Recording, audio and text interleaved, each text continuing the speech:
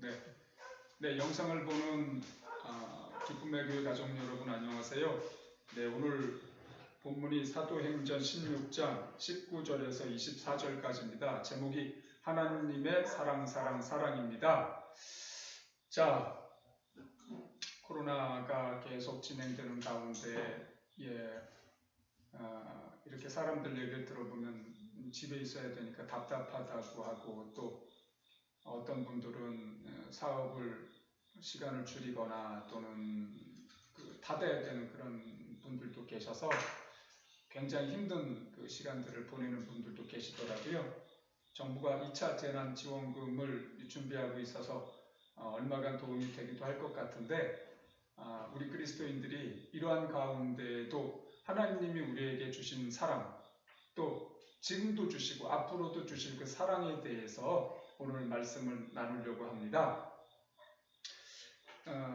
오늘 그 본문은 잠깐 읽었습니다만, 바울과 신라가 2차 전도 여행을 떠나서 빌립보에 도착했는데, 거기서 말씀을 전하다가 이 유대인들이 그 동네 사람들이 바울과 신라를 감옥에다 고발해가지고 집어넣는 그런 장면입니다.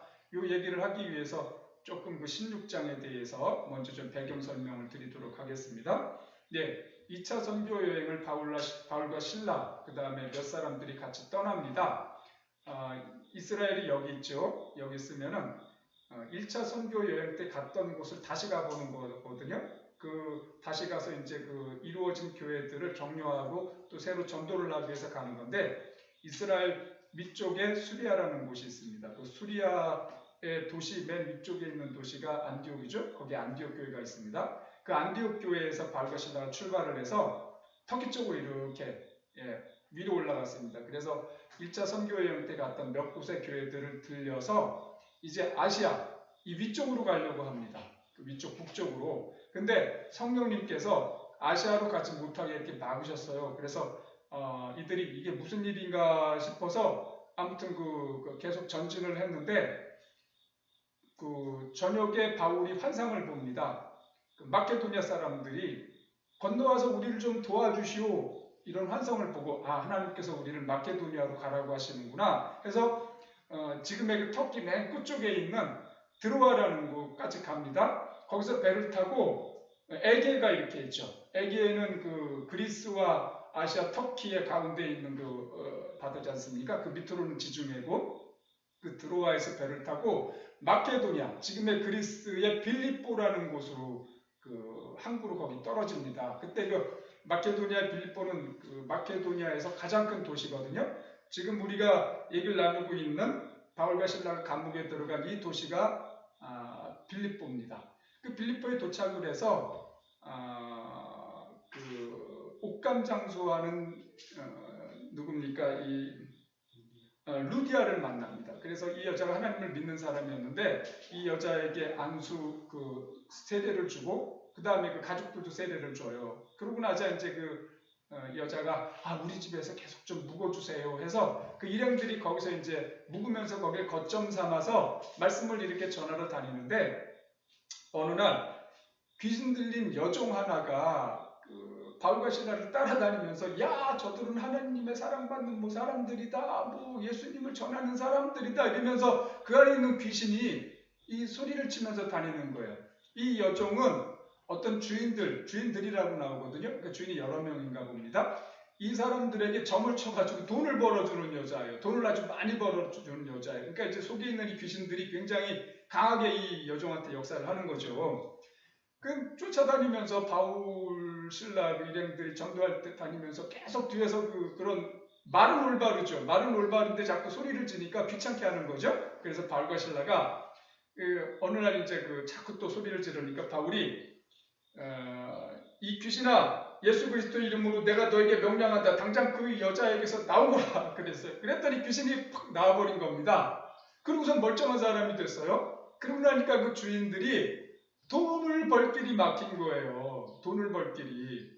그래서 이 바울과 신라를 잡아가지고 로마의 관리들한테 데려온 겁니다. 그리고서는 자기 또 돈 벌 희망 사라진 얘기는 안 하고 이 사람들이 우리가 받아들일 수 없는, 로마가 받아들일 수 없는 희한한 소리를 합니다. 이렇게 고발을 한 거예요. 그래서 이 행정관들이 바울과 실라를 매를 때리고 옷을 벗겨가지고 매를 때렸어요. 아주 수치를 주는 건데 때린 다음에 감옥에다가 쇠고랑 차가지고 넣는 거예요.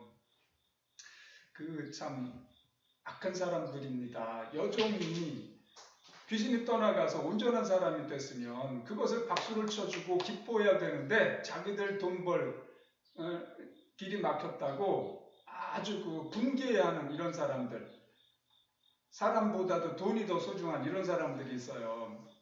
아무튼 감옥에 들어갔습니다. 그 감옥에서 한밤중에 이제 바울과 실라가 기도하고 찬양합니다. 그런데 갑자기 이 감옥이 흔들리는 겁니다. 땅이 흔들리면서 이 차였던 쇠고랑이 풀리고 감옥의 문들도 열렸어요. 그러자 졸다가 눈이 번쩍 뜨였는지 간수가 밖에서 문이 열린 걸 보고는 죄수들이 다 도망갔겠구나 하고서는 이제 나중에 알게 되면은 자기는 이제 큰일이 나니까 가족들까지 큰일이 날까봐 그랬는지 자결을 하려고 합니다. 그랬는데 안에서 여보시오 잠깐 기다리시오. 우리 아직 여기 있어. 그래서 들어가 보니까 바울과 실라가 그 안에 있는 겁니다. 도망가지 않았어요. 충분히 도망갈 수 있었는데. 그러니까 이 간수가 그렇지 않아도 뭔가 이 사람들이 특이한 사람들이다, 놀라운 사람들이다, 뭐 그런 생각들이 있었던 것 같아요. 정황을 보면은. 그래서 벌써 그냥 다리 힘이 빠졌겠죠. 그러면서 하는 소리가 제가 어떻게 해야 구원을 얻을 수가 있겠습니까? 유명한 대답을 끌어내는 질문을 합니다. 그러니까 이제 바울이 주 예수를 믿으십시오. 그리하면 당신과 당신 가족들이 구원을 얻을 겁니다. 이렇게 해가지고 그 구원을 받아들이죠. 그래서 세례받고 밖으로 모시고 자기네 가족들에게 모시고 가서 또 가족들도 다 구원받고 세례까지 받는 겁니다. 그리고 그 다음날 이제 다시 모셔왔겠죠, 감옥에. 그래서 이제 그 다음날 행정관들이 그 사람들 풀어줘. 그래서 관리가 와가지고 자 풀어줘. 그래서 밖으로 나오자 바울과 실라가 잠깐 이 보시오. 우리가 로마 시민권자입니다. 그런데 어떻게 우리를 재판도 안 하고 이렇게 때리고 감옥에 넣을 수가 있어? 문제 제기를 한 거예요. 로마 시민권은 그 당시 대단한 위세가 있었던 겁니다. 함부로 할 수가 없어요. 로마 시민. 지금의 미국 시민권 같은 거죠. 그래서 문제 제기를 하니까 이 사람들이 아이고 로마 시민권자라고 깜짝 놀랐어요. 그래서 아이고 미안합니다. 우리가 못 알아봤습니다. 제발 좀 이 자리를 좀 떠나주십시오 하면서 무마를 하는 겁니다. 그래서 바울과 실라가 그쯤하고 그곳을 떠납니다. 자, 바울과 실라가 로마 시민권자입니다. 그래서 바울과 실라가 처음에 행정관들 앞에 왔을 때 매를 때리기 전에 우리 로마 시민권자입니다. 이렇게 말했으면은 대접이 달라지죠. 아이고 그러십니까? 어떻게 매를 때요? 어떻게 감옥에 넣어요? 죄가 있는지 없는지 밝혀보지도 않고 또 이렇게 밝혀보니까 죄가 없다는 게 빤히 드러났지 않습니까? 그래서 로마 시민권자이기 때문에 매를 안 맞아요. 감옥에도 안 들어가요. 그냥 풀려나는 겁니다. 근데 왜 바울과 실라는 처음부터 로마 시민권자라는 걸 말하지 않았을까요? 다 매 맞고 감옥에서 고생하다가 다 나와가지고 이제 풀려날 때 로마 시민권자라고 밝힌단 말이죠. 제가 이 말씀을 묵상을 하면서 하나님께서 바울과 실라를 그 간수와 간수 가족을 구원하기 위해서 그 곳까지 보내셨다.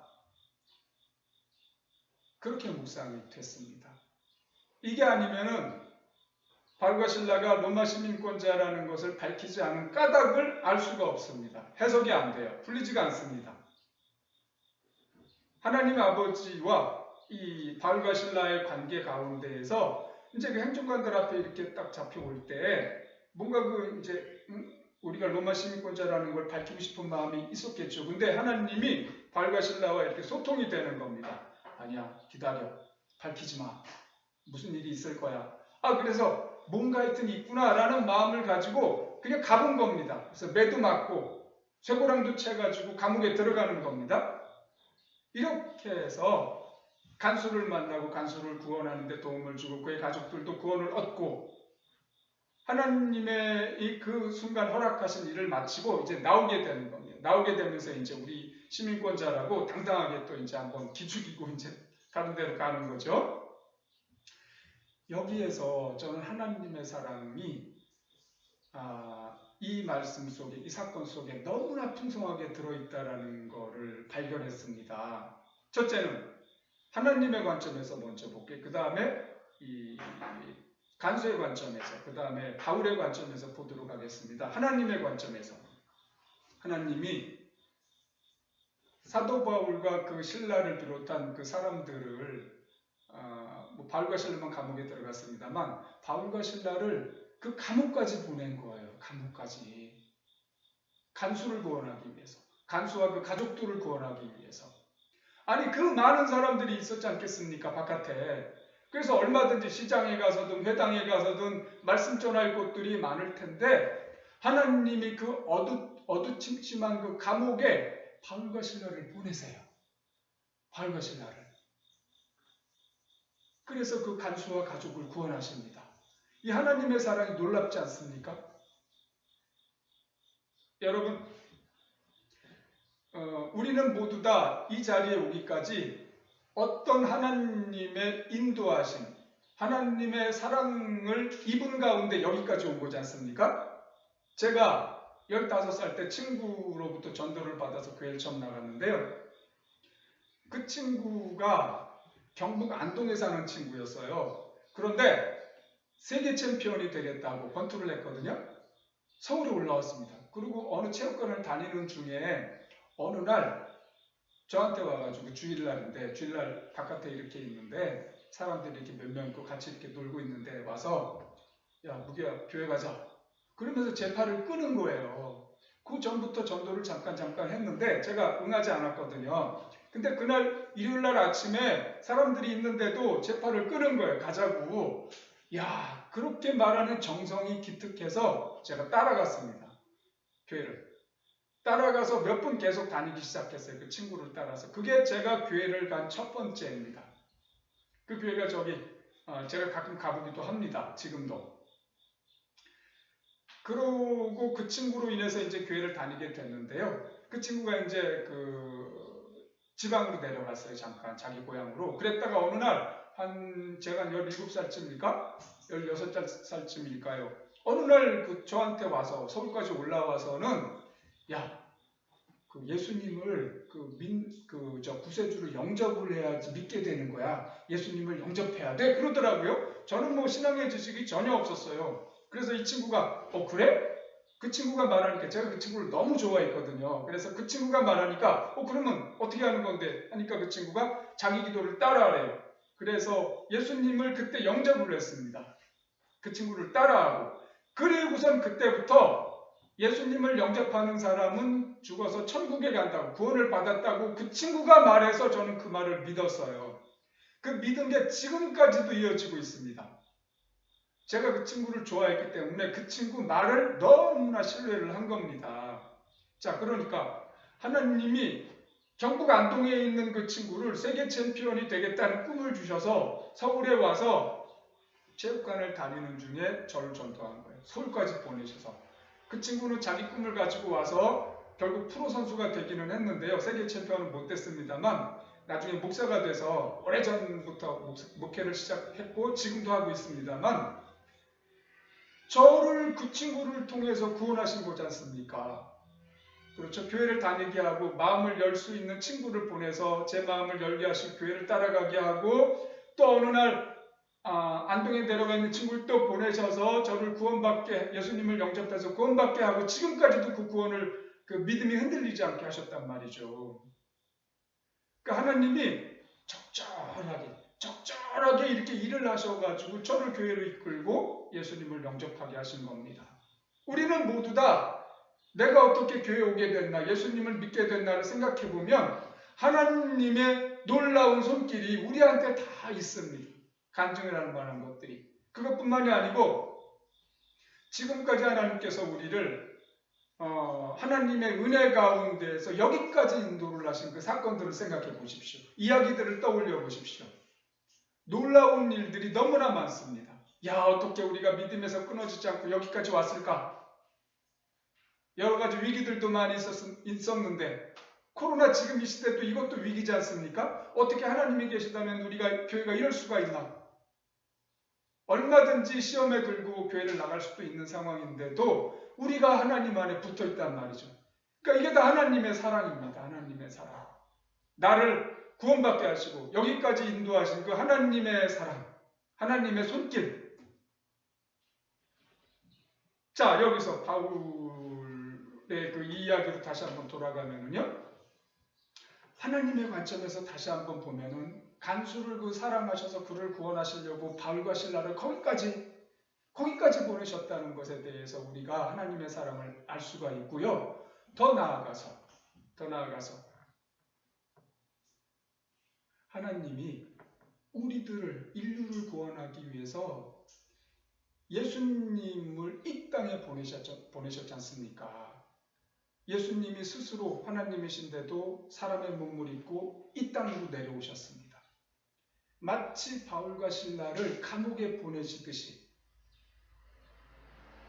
예수님을 우리에게로 보내주셨습니다. 바울과 실라를 통해서 하나님이 보내신 이 바울과 실라를 통해서 예수님의 성육신을 떠올릴 수가 있더라고요. 하나님은 그런 분입니다. 하나님의 백성들을 구원하기 위해서 바울과 실라를 보낼 뿐만 아니라 그 이전에 벌써 스스로 하나님이 사람이 돼가지고 우리 가운데 오셨습니다. 그래서 우리를 구원하셨습니다. 자, 그 다음에 간수 관점에서 보도록 하겠습니다. 그러니까 간수는 그냥 매일 똑같은 일을 하는 거죠. 그 지하 감옥에서 죄수들, 거친 죄수들을 상대하고 그들이 도망가지 못하도록 관리하고 똑같은 일을 반복하는데 어느 날 다른 죄수들과는 다른 두 사람이 감옥에 들어온 겁니다. 그래서 쇠고랑 채우고 문 잘 잠그고 똑같이 대하는데 이 사람들이 그 안에서 밤에 기도하고 찬송한단 말이죠. 매도 되게 맞았는데 근데 그 찬송 소리가 이 감옥에 울려 퍼지겠죠. 쓱 울려 퍼지는데 뭔가 그냥 마음을 흔드는 그런 소리들일 겁니다. 감사하다고 이렇게 흥얼을 하는 그런 느낌의 그 찬송들도 아마 있었을 테고요. 저 사람들은 매 맞고 여기 들어와가지고 뭐가 저렇게 좋다고 하는 건가? 아마 그런 의구심들이 들었을 겁니다. 그런데 갑자기 땅이 흔들리면서 문이 다 열려 있는 거예요. 이게 뭐야? 죄수들 다 도망갔구나.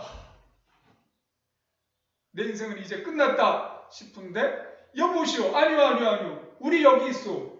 들어가 보니까 그 사람들이 그대로 있는 거예요. 다 풀렸는데 도망가면 되는데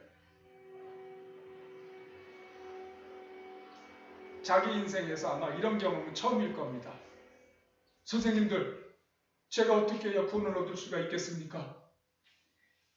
주 예수를 믿으십시오. 그리하면 당신과 당신 가족들이 구원받을 겁니다. 와! 감옥에 있던 그 간수가 어떻게 구원을 얻을 수 있는 길이 있단 말입니까? 하나님이 그 사람 바울과 실라를 거기까지 보내셔서 그 사람 구원하려고 그 가족 구원하려고 거기까지 보내셨다. 나를 구원하려고 하나님께서 이 사람들을 여기까지 보내셨구나. 간수의 마음에 이 정황들을 다 생각해 보면서 하나님이 나와 내 가족을 구원하시려고 그 사람들을, 그 선생님들을 여기까지 보내셨구나. 아마 그 감격이 몇 날 며칠 갔을 것 같은 생각이 듭니다. 자, 그 다음에 바울과 실라 입장에서 또 관점에서 생각을 해보겠습니다.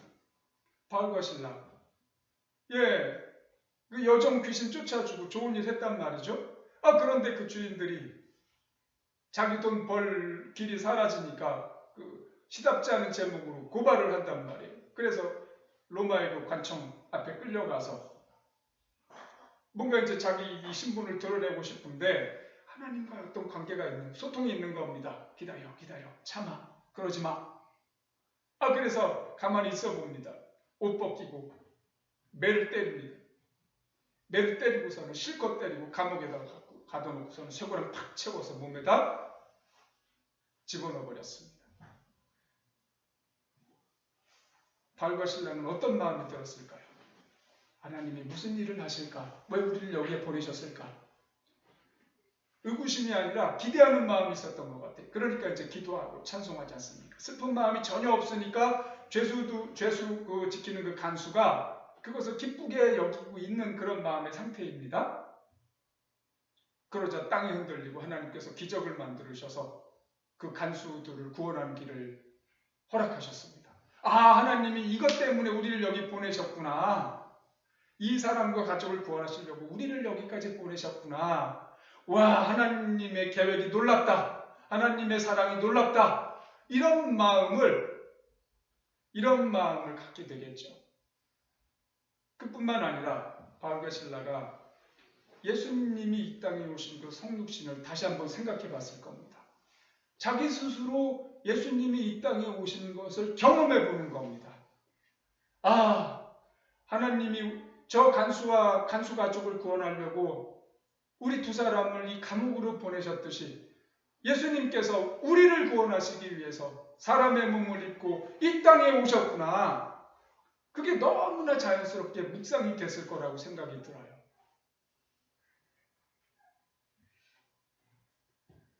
여러분, 하나님이 지금 우리가 이렇게 겪고 있는 어려움들, 고통들을 모르시지 않습니다. 하나님께서 이 코로나 사태를 허락하셨습니다. 이것은 우리를, 교회를 해치려는 뜻이 아니라 하나님의 어떤 비상한 뜻이 있는 겁니다.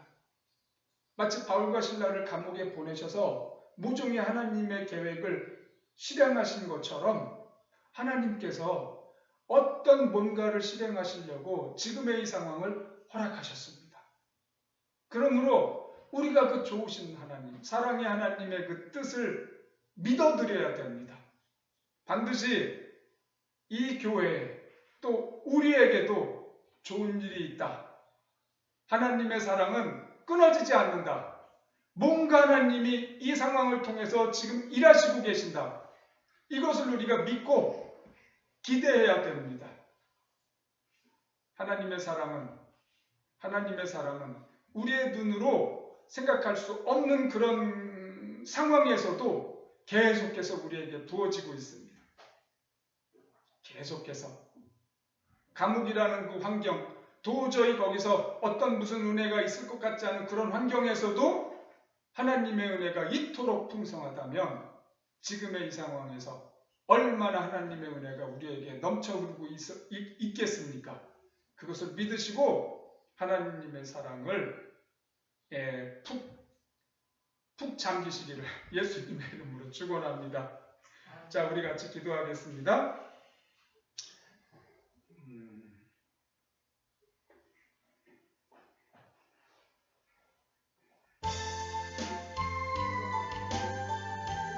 우리의 마음을, 하나님의 사랑을 받는 사람으로서의 마음을 이 시간 올려드려 보겠습니다. 기도합니다. 하나님 아버지, 우리를 사랑하시니 감사드립니다.